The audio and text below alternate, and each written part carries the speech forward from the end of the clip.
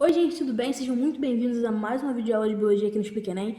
Hoje a gente vai falar de sucessão ecológica. A sucessão ecológica vai ser uma série de modificações, de alterações que vão ocorrer no ecossistema de maneira gradativa. A gente tem dois tipos de sucessão, a sucessão primária e a sucessão secundária. A sucessão primária vai ser quando a gente tiver a mudança de um local, a alteração de um local que antes não era habitado, ou seja, é um processo de ocupação.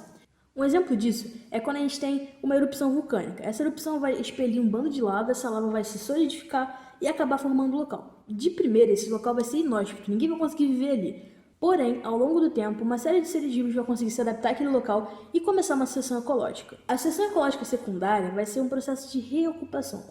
Ou seja, era um local que era um ecossistema que antes era ocupado, que era habitado, só que aí houve um desequilíbrio, houve uma interferência, humana ou não, que acabou desequilibrando aquele local. Depois disso, depois de um tempo, esse local vai começar a entrar em equilíbrio novamente. Ao longo do tempo, esse local vai entrar em equilíbrio de novo. E aí a gente vai estar vendo uma sucessão secundária. Um exemplo de sucessão secundária é quando a gente tem um incêndio em uma floresta. A floresta estava lá bonitinha em equilíbrio, seres vivos vivendo lá, interagindo entre si. Só que aí veio uma interferência, que foi o fogo, o incêndio. E esses seres vivos morreram. E depois de um tempo, gradativamente ao longo do tempo, esse local vai voltando a estar em equilíbrio.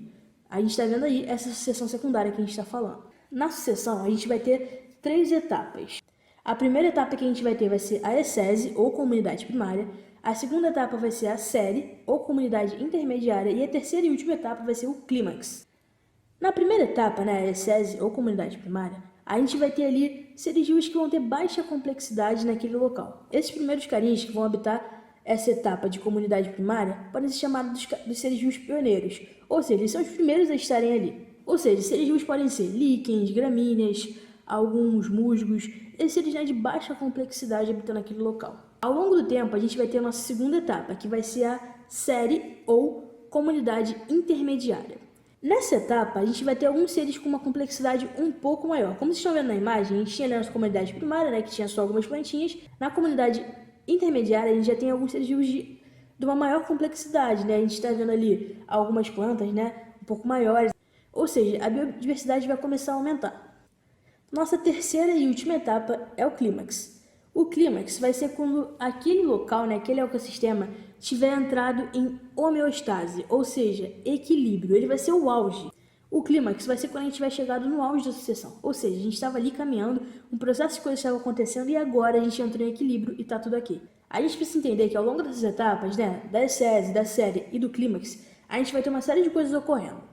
Uma dessas coisas é o aumento da biodiversidade, ou seja, a gente vai ter mais seres vivos ali habitando aquele local, seres vivos diferentes. A gente também vai ter o aumento da biomassa, por habitarem ali mais seres vivos, a biomassa vai estar maior. A gente também vai ter as teias alimentares mais complexas. Pelo aumento da biodiversidade, a gente vai ter muito mais seres vivos habitando aquele local, formando mais cadeias. Uma coisa importante de se dizer é que existe algo chamado produtividade primária líquida. A produtividade primária líquida vai estar relacionada, à produção de matéria produzida pelas plantas. No começo dessa sucessão ecológica, as plantas vão produzir essa matéria e utilizar um pouco delas, mas vai sobrar bastante. Conforme essa sucessão for ocorrendo, as plantas vão continuar produzindo essa mesma matéria e ir absorvendo e utilizando mais dela. Quando a gente chegar no clímax, a gente vai ter a produção dessa matéria, só que aí os seres vivos dali, as plantinhas, elas vão utilizar 100% daquela matéria. Ou seja, a gente vai ter uma produção primária líquida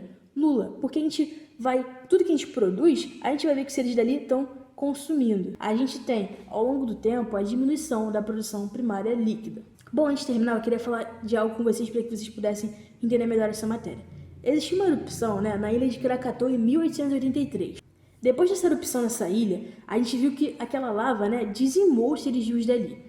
Só que com o processo de sucessão ecológica, aquela ilha começou a ser habitada novamente pelos seres vivos. Ou seja, houve um processo de modificações que permitiu que esses carinhas começassem a viver ali. E aí a biodiversidade começou a aumentar, a gente começou a ver as teias se tornando mais complexas. Agora, depois de um tempo, depois que a sucessão ocorreu, a gente está vendo que aquela ilha é coberta por uma floresta tropical, cara. Houve uma erupção ali alguns anos atrás, alguns anos muitos, que em 1883 faz um tempinho. Mas, cara, depois de uma erupção, a gente vê que uma floresta tropical tá cobrindo ali toda aquela ilha. Isso é incrível, cara. Mostra aí pra gente esse processo de sucessão ecológica perfeitamente E depois, se quiserem, se pesquisem lá, Ilha de Krakatoa, erupção do vulcão. Bom, no mais é isso, gente. Falamos aqui de sucessão ecológica. Assistam a videoaula de resolução, porque ela é muito importante para que vocês entendam. E é isso. Até a próxima videoaula. Muito obrigado por assistirem. Lavem as mãos e fiquem em casa se possível, por favor. Um abraço e tamo junto.